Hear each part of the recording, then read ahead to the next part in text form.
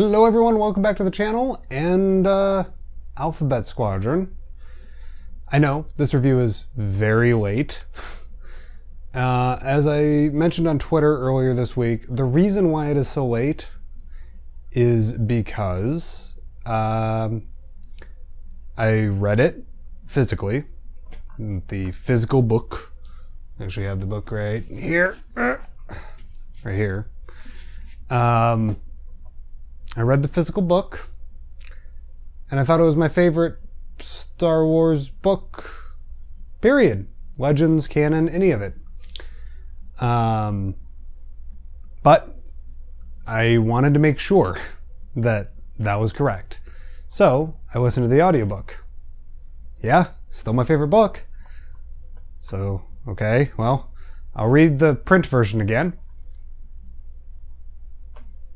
Still my favorite book of any of the Star Wars novels that I've read. And I've read a couple dozen from the original EU, the Legends canon, and every full-length novel from the new canon. And it's my favorite.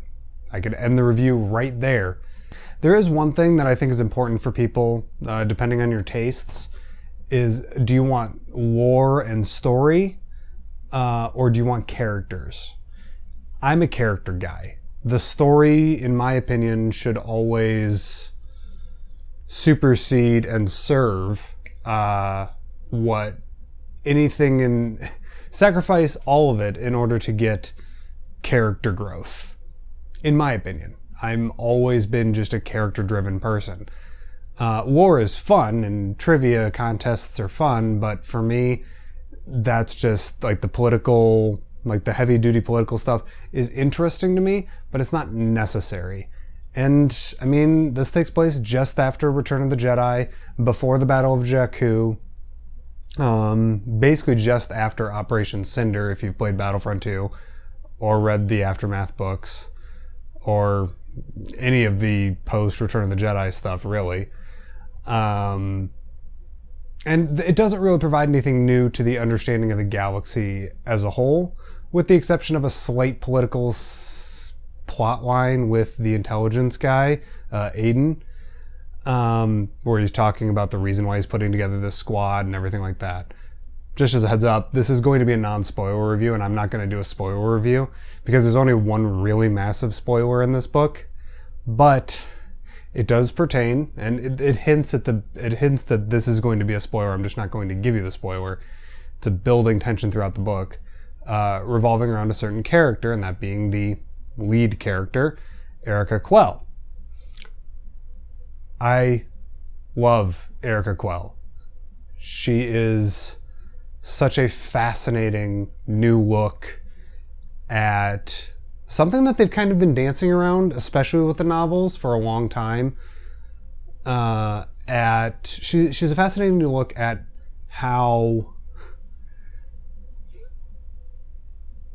when is too far too far? Where is irredeemable? And even if you go past that point of irredeemableness,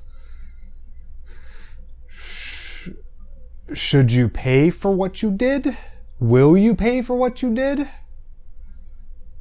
Because, I mean, especially here in Western society, especially here in the United States in particular, the bad guy loses. The bad guy gets their due. The good guys are vindicated and da-da-da-da-da. I mean, everything. I mean, in particular, something that I learned through my education for law enforcement was the Law and Orders and the CSIs and even the true crime stuff like the FBI files and forensic files, and I know there's the murder maps or whatever on BBC and all that. It's nice to think that the bad guys are caught. You always, the murderer gets found, the thief gets found out, and whatever. That's not the case. The majority of crimes of all kinds go unpunished, no matter what the scale is. Everything from petty burglary to, horrifying measures that the Empire takes in Star Wars. And the way that they play, the way that Alexander Freed plays with that issue, that's kind of hinted at in Lost Stars with that last conversation in between Ciena and Thane Kyrell. Yes, I definitely didn't need to double check to make sure that I was thinking of the right character name. Can you tell which one of those two characters I really loved or I really identified with? Anyways, there's this conversation that those two have at the end of Lost Stars where Thane Kyrell is talking about how at the end of the day, there are going to be millions of low-level Imperials that have to stay out of jail, that can't serve prison time. There's not enough prisons. There's not enough infrastructure in general. There's not enough guards. And they're required to keep the galaxy running. And the same thing happened after the end of World War II. The same thing happened after the fall of the USSR. And the fall of the Japanese Empire from World War II. You can't punish everybody that was at least complicit in the atrocities that the Empire undertook. And once you read this book, you'll understand what I mean, that you're not, even at the end of this book, this first book in this trilogy, we know that this book is is the first of 3 in a series. At the end of this book, I don't know what I want for Erica Quell. And that's a great thing to feel. I'm excited and happy that I don't know how to feel about a character. Does that make me weird? I am a little bit odd. I'm making talking head videos about a book series, or about a book from a imaginary galaxy. It's just fun to feel that way. Now let's go on to some of the supporting characters. And that is, let's start off with, we'll talk about the one character that I knew I kind of didn't like up until the very end. And again, I'm ending as I don't know how to feel about this character. And that's the intelligence officer guy. Karn Aiden. I don't do well with intelligence officer guys. General Draven from Rogue One, in any sort of thing, they always, Littlefinger's not quite the same. He's more of an independent character, but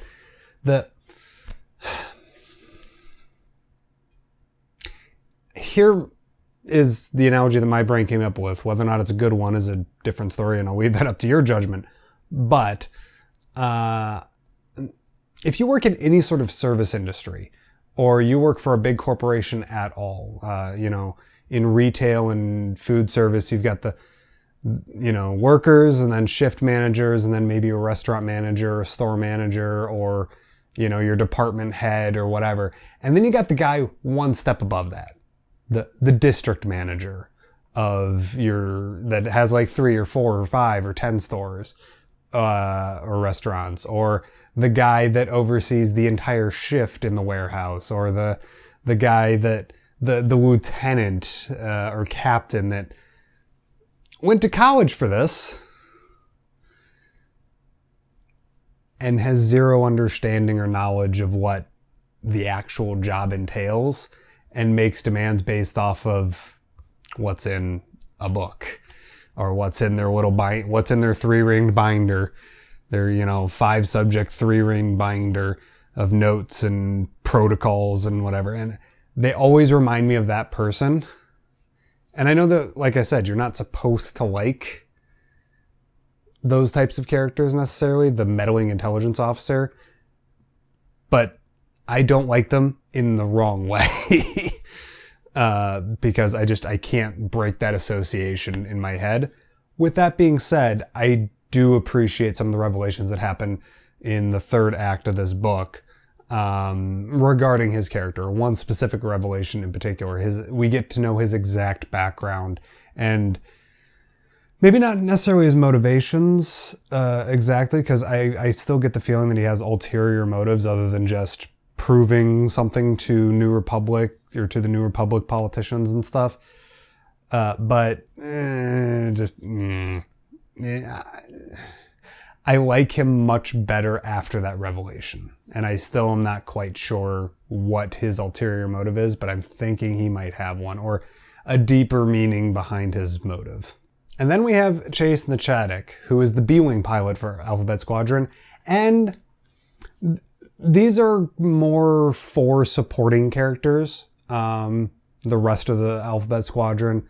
The B-Wing pilot, Chase. I don't know. I just always say Chase because that's what they say. That's what they call her all the time in the book. But even though that I just said it.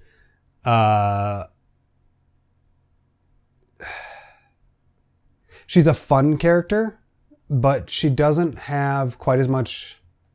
I need to know more about her background, even though that I did identify with her, and she does have a clear tie into another book that I absolutely love. She's still a tiny bit superficial for me, but that's not necessarily a bad thing either. There can just be, I don't need a grand epic redemption arc from every single one of my characters. Or grand dramatic character, whatever. She didn't have a massive leap forward in growth, except for a shared leap forward in character growth that they all have on this one moon. You'll see when you read the book, or you'll know what I'm talking about if you've already read it. And she's a fun character. Chase is a fun character. She is very punk rocky. She blares music in her B-Wing, which I really identify with.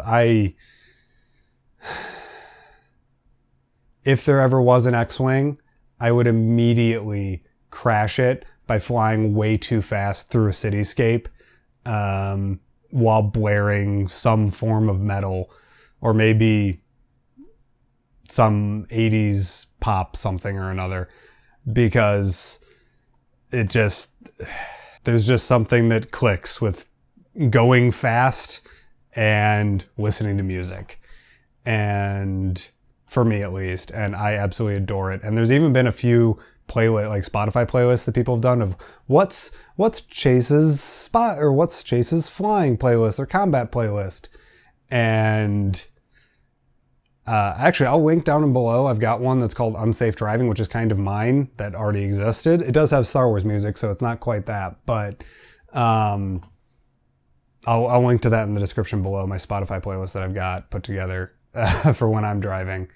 But yeah, she's a fun character. And then there's the upright paladin of the group, Will Lark. He's the A-Wing pilot. He's so cute. He's my son. Because he's so precious and so innocent, and he just wants what's best. He's 17-year-old me, really. He wants to be the hero. He wants to be he's got this wide-eyed expression, even though that he's getting older, because he fought in the Battle of Endor. He watched what happened to his home planet.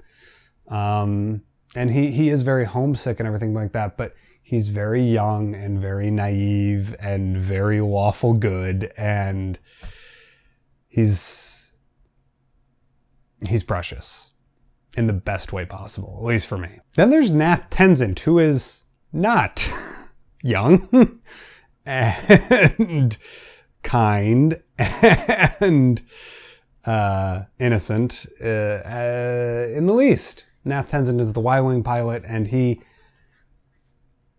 oh boy. Effectively, he defected to the rebellion because he got caught being bad and running scams and stuff as the head of a TIE fighter squadron. He's actually the oldest in the rebellion. I'm not sure. We don't know how long Kairos is. We'll get to her in a minute. But he's Nath Ton is, as far as we know, the one that's been with the rebellion the longest. But Nath Ton is very manipulative, and he's very slimy, almost, but not. He's a slimier Han Solo. He's a Han Solo without a heart of gold. And I never quite pinned down his drive necessarily. No, that's not quite true. I did pin down his drive. It didn't really fit right for me, but that's not necessarily a bad thing either. I'm sure that there are going to be plenty of people out there that will understand his motives for why he does what he does. I think it might just be my protectiveness of other characters in the book, that he doesn't necessarily backstab, but he's not exactly friendly, and he like I said, he's manipulative. And he knows that he's manipulative. And he leans into the fact that other people know that he's manipulative. So he kind of is always playing this like triple level game or this triple level con all the time.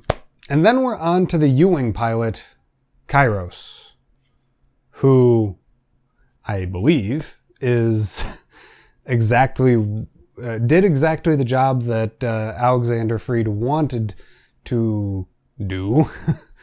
And that is be mysterious. We barely know what I think she only speaks once in the first book. She explains her backstory in this like very strange, abstract, wibbledy-wobbledy stuff going on. That like I think I follow, but I'm not quite sure if I follow. And it's exciting. We don't know what species Kairos is. We just know that she's blindly vicious. There is a point earlier on in the book where she gets into a tiny bit of a tussle with some ex-Imperials, and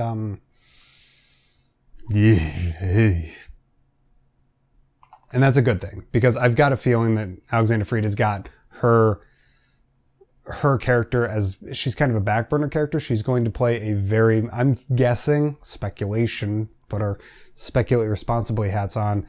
Kairos is going to be a big deal in either book 2 or 3 of this trilogy. Or at least part of her story is going to be a big deal in this trilogy somewhere. And then other than that, there are a couple of other fun supporting characters. We get a lot more from Hera Syndulla than I think I expected we were going to get. And we get a really fun couple cutaways to another guy. Again, spoiler for review. There's another guy, and there's some really fascinating cutaways over to him. I think the last chapter, actually, the last chapter isn't about Alphabet Squadron at all. It's about this other guy, who gets tied into them at the very end of his last chapter there. And it's just a good book. I haven't felt this way since I read Rogue Squadron, X-Wing Rogue Squadron by Michael A. Stackpole, when I was 13 or whatever, 12 or 13. And that was the first EU non-film Star Wars thing that I ever consumed. Yeah. I have not felt that way. I've not been that engrossed. I burned through this book in about 5 hours myself. Again, I'm a pretty quick read. And I mean, the font isn't small necessarily, but this is still 400 pages. So I'm burning through a page like once every 35, 40 seconds, basically. Well, no, that would be like a page every like minute and 10 or whatever. But still, it's just a good book. I don't know what else to say other than that I loved it. No, I should say it is not a good book. I think it's a good book because I don't like absolutions or opinions being said as absolutes. I think that it is my favorite of the new canon, and it's my favorite of the Legends too, which is hard to beat. It's hard to beat the nostalgia of the X-Wing series for me. Not saying that that the X-Wing series is worse. It's just I prefer this even more than the X-Wing series, which is the highest possible praise I could give to anything. And I think that's a good place to wrap up. Thank you guys very much for watching. And as always, may the Force be with you. Take care.